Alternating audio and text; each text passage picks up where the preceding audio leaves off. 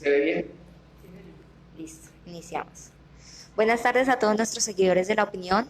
Nos encontramos con el médico internista y hematólogo Carlos Barón, quien nos va a dar un panorama sobre cómo está la situación hospitalaria, la ocupación hospitalaria en Cúcuta y en la región y el panorama al que nos enfrentamos.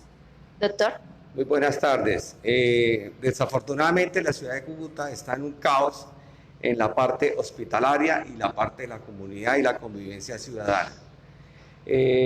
Como para nadie es secreto, los informes emitidos por el Instituto Nacional de Salud en los fallecidos en el día de ayer, que ocupamos el primer puesto, y tenemos la más alta tasa de letalidad por encima de la media nacional. Tenemos 4.8% de letalidad sobre los casos presentados versus un 2.5% aproximadamente de los casos a nivel nacional. Esto es alarmante, ¿en qué sentido? Ya que la capacidad hospitalaria, tanto pública como privada, ya está al tope en las camas de UCI y las camas no UCI por pacientes de COVID y pacientes no COVID. Por consiguiente, si nosotros seguimos con esta media de 400 contagios casi día, aproximadamente, el 1.3% obligatoriamente tienen que fallecer y están falleciendo mucho más de ese porcentaje. El 5% de esos 400 aproximadamente tienen que ir a las unidades de cuidados intensivos y estaban falleciendo aproximadamente 15 pacientes día. O sea que siempre va a haber un faltante de 8 camas día de unidades de cuidados intensivos en la ciudad de Cúcuta.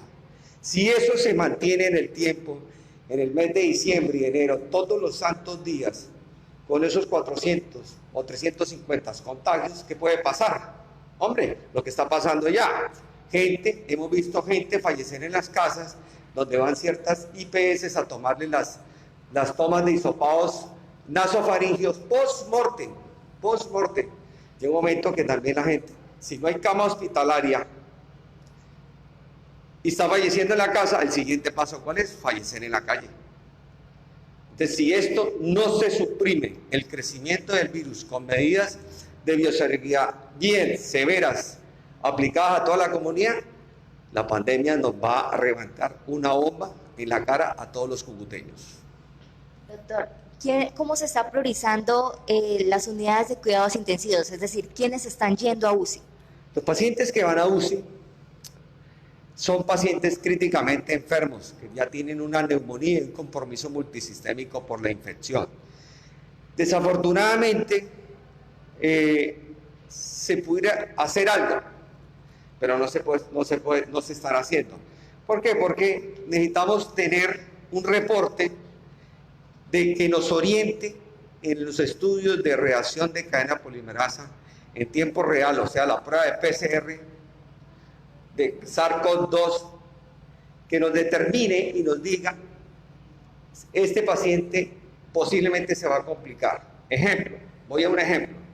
Si uno tiene un paciente joven o un paciente con factores de riesgo y que debuta con la infección, con síntomas respiratorios, como la tos, como la sudoración, como la fiebre, ese paciente se le hace una prueba de PCR y esta prueba de PCR tiene que expresarla en una estandarización que hay de expresión de los ciclos, los estrellos del ciclos.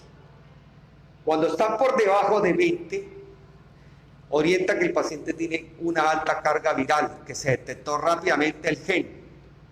Y cuando están por encima de 35, el paciente se demoró en la prueba para detectarse el gen del virus, o sea, tiene una baja carga viral y el contagio es menos. Entonces, el grupo de los pacientes por debajo de 20 o por debajo de 30, ¿sí?, son pacientes altamente contagiosos que les queda bastante tiempo en la enfermedad. Esos pacientes tienen alta carga viral, van a tener una enfermedad mucho más agresiva. Esos pacientes hay que estudiarlos. ¿Y cómo los estudian? Haciendo una buena historia clínica, ¿sí?, identificando los síntomas, estudiar, porque esto es una enfermedad que produce dos mecanismos fisiopatológicos: una inflamación, que se hace una hiperinflamación, y una complicación que se llama síndrome de tormentas citoquinas, pegado a la mano de la trombosis, y eso se expresa en el pulmón inicialmente. Después la enfermedad coge diseminación. Eso tiene unos ciclos no, una dinámica de 1, 2, 3 semanas la enfermedad, pero estamos viendo que los pacientes, las complicaciones querían presentarse en el día 8 o 14, la están haciendo el segundo día, porque se están contagiando con alta carga viral como la tiene la ciudad.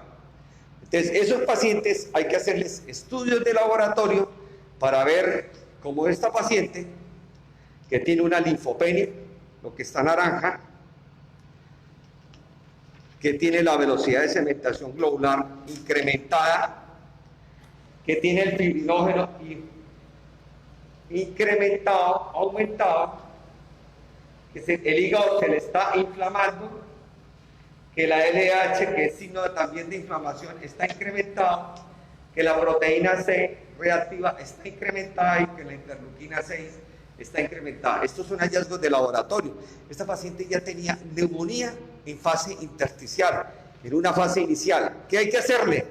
Iniciarle terapias antitrombóticas, terapias inmunomoduladores para cambiar el rumbo de la enfermedad, que muchas de ellas son de investigación.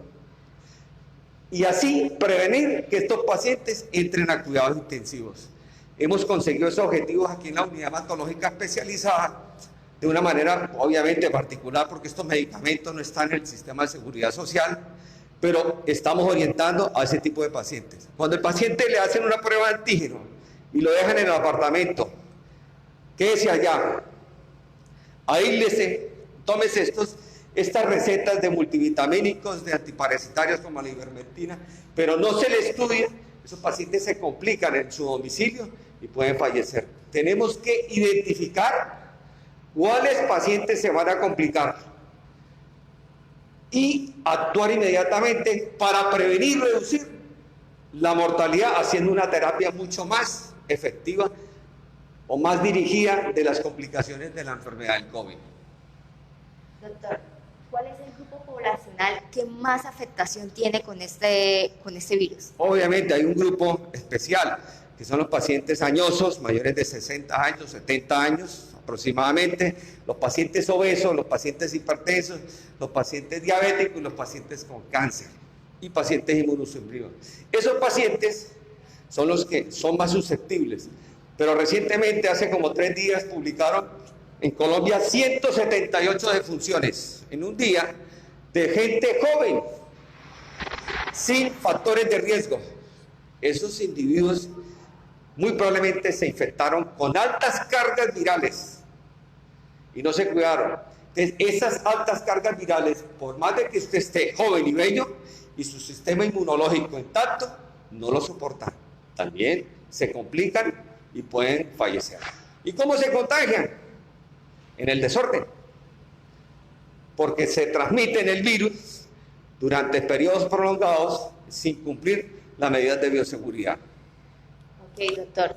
Esta mañana hubo un PMU extraordinario, ¿cierto? Y se tomaron ciertas medidas para evitar que los contagios en Cúcuta y en la región en particular se estén aumentando. ¿Cree que fueron pertinentes estas medidas o que se debieron tomar antes o que se debieron incrementar?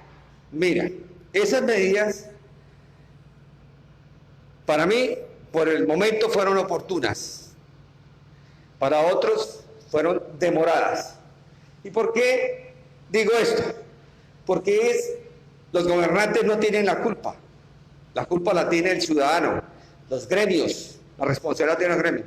Porque usted escucha todos los días, estamos en un país del tercer mundo, un país de subdesarrollados, donde la gente tiene que salir a conseguir su sustento el día a día, ¿sí? Aquí el Estado no le financia a uno 2, 3, 4 salarios para que se quede en la casa, porque no hay los recursos económicos. Entonces todos los gremios económicos del país presionan a Sobares, presionan a los restaurantes, presionan. Entonces es el mismo colombiano y el mismo cucuteño que está presionando la parte económica, pero aquí hay que colocar una balanza en estos momentos. Tener salud y vida, que después se puede conseguir el dinero, pero si no tenemos salud y vida, no vamos a conseguir tampoco el dinero. Entonces es una situación muy compleja en estos países del tercer mundo. Ok, ¿Qué acciones se propone desde el gremio médico cuando la cuarentena total no es una posibilidad? No, no le entendí la pregunta. ¿Qué acciones propone el gremio médico cuando la cuarentena total no es una posibilidad? Bueno, se hizo una restricción que va a servir, va a suprimir algo, ¿sí? El crecimiento del virus, ¿sí? No se puede hacer la cuarentena total porque por las condiciones económicas de nuestra propia país, ¿sí? Lo más razonable es que la gente al menos lea y se ilustren y se eduquen cómo se contagia una persona y que cumplan las medidas de bioseguridad que son muy sencillas: el lavado de las manos, el tapabocas permanentemente, el distanciamiento social, o sea, estar separados, pero también el distanciamiento, o sea, lo que dije al principio, lo organizado. Pueden trabajar, pero no pueden disfrutar. Vida social no, y a los colombianos se les olvidó eso. Todo el mundo está haciendo paseos, vámonos para la finca, vámonos para la playa, ahí es donde se contagia. Vamos a hacer la fiesta, vamos a hacer el matrimonio, ahí es donde se contagia. Entonces, esas medidas son sencillitas. Cuando la persona está críticamente enferma, escucha uno por redes sociales: oremos para que se salve. Hombre, eso es una medida espiritual, es muy valedera para los religiosos, para los que creemos. Pero yo diría, oremos para que la gente se comporte bien y no se contagie, porque es mucho más fácil prevenir que tratar, curar la enfermedad. Listo, doctor. Ya para finalizar esta entrevista para la opinión, ¿qué llamado le hace a los jóvenes que son el mayor foco de transmisión del virus? Hombre, eso es un tema muy difícil. Mi hija es estudiante universitaria de la Javeriana. Y los jóvenes, gran parte de los jóvenes del mundo, piensan de una manera egocéntrica. Y eso es uno de los males del mundo, de la humanidad, el egocentrismo. Dicen, ¿por qué nos tenemos que encerrar, ¿sí?, cuando nosotros no hemos vivido? Porque las mismas facultades, las mismas escuelas, ¿sí?, el estudiante se vuelve egocentrista compitiendo por la guerra del conocimiento. Y eso nos perjudica socialmente en estos momentos. O sea, usted escucha a la juventud: no, yo estoy joven, yo puedo aguantar. A ellos no les interesan a los padres, ni a los abuelos, ni a los bisabuelos. O sea, la gran mayoría, y no es solamente Cúcuta ni Bogotá, es mundial, ¿sí? La gente quiere vivir desenfrenadamente, ahora que todo está influenciado por la vía electrónica. Entonces, es una situación muy compleja desde el punto de vista social y antropológico también, ¿sí? Como médico que ha sufrido toda esa pandemia, que ha visto caer a compañeros, a colegas, ¿cuál es la recomendación para la ciudadanía? Hombre, que le tengan miedo al COVID, esto mata, ¿sí? Y esto mata y muere muy feo la persona, muere ahogada, ¿sí? Y da miedo, da mucho miedo, porque es un enemigo invisible, ¿sí? Nadie lo ve y se puede complicar uno fácilmente, se puede morir. Entonces es mejor, o sea, la gente cree que no, la muerte les puede llegar a cualquiera, a cualquiera. Si no llegan las vacunas, afortunadamente llegaron, la tasa de mortalidad mundial eran 80 millones de muertos en esa pandemia. Y Cúcuta, con ese 1.3% de la tasa de mortalidad del SARS-CoV-2 o el COVID-19 en esta pandemia, eran 15.000 fallecidos aquí. Esperemos que lleguen las vacunas. Si no mejoramos, óigase bien, y si no se hubieran tomado estas medidas, de aquí a marzo, llevamos 1.533 registrados, porque hay un porcentaje que no están registrados porque no se pudo demostrar por la infección por el SARS-CoV-2. Para marzo tenemos aproximadamente 4.500 defunciones del SARS-CoV-2 en el departamento. Y la vacuna empieza para un grupo a partir de abril. Entonces yo pienso que estas palabras dan miedo, tenebroso, ¿sí?, y alarmante. O sea, tenemos que comportarnos para protegernos y proteger todas esas 4.500 o 3.000 y punta que hacen falta de funciones de aquí a marzo. Muchas gracias, doctor. para todos nuestros seguidores, fue el médico internista y hematólogo Carlos Barón, quien nos da estas recomendaciones. Les invitamos a seguirnos en nuestras redes sociales, en Facebook, en Instagram y en Twitter, y conocer las noticias en laopinion.com.co.